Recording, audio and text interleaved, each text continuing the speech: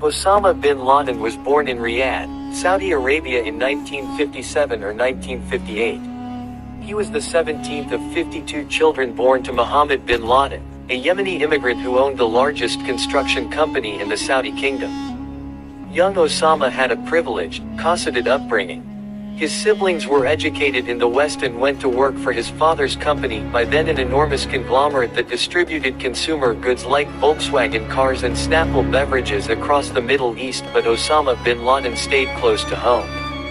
He went to school in Jeddah, married young and, like many Saudi men, joined the Islamist Muslim Brotherhood. Osama bin Laden, the pan-Islamist idea. For bin Laden, Islam was more than just a religion. It shaped his political beliefs and influenced every decision he made.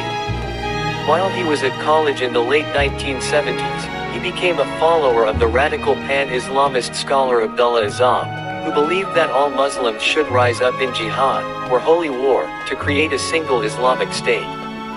This idea appealed to the young bin Laden, who resented what he saw as a growing Western influence on Middle Eastern life. In 1979, Soviet troops invaded Afghanistan. Soon afterward, Osama bin Laden traveled to Peshawar, a Pakistani city on the border with Afghanistan, to join the resistance.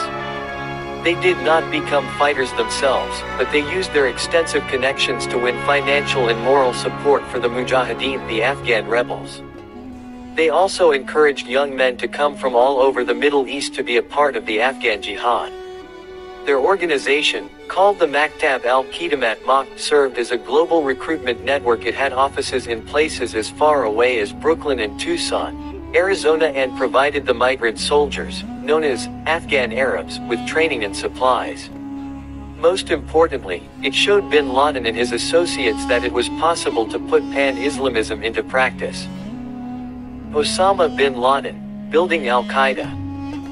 In 1988, bin Laden created a new group, called Al-Qaeda, the base, that would focus on symbolic acts of terrorism instead of military campaigns.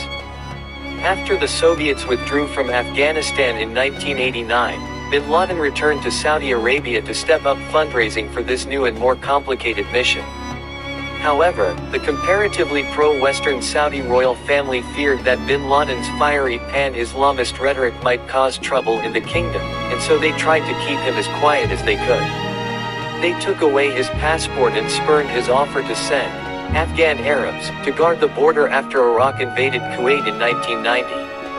Then, adding insult to injury, they sought help from the infidel US instead. Furious about being snubbed, bin Laden vowed that it was Al-Qaeda, and not the Americans, who would one day prove to be master of this world. On May 1, 2011, American soldiers killed Al-Qaeda leader Osama bin Laden at his compound near Islamabad, Pakistan. Intelligence officials believe bin Laden was responsible for many deadly acts of terrorism, including the 1998 bombings of the U.S. embassies in Kenya and Tanzania and the September 11, 2001 attacks on the Pentagon and the World Trade Center. He had been on the FBI's most wanted list for more than a decade.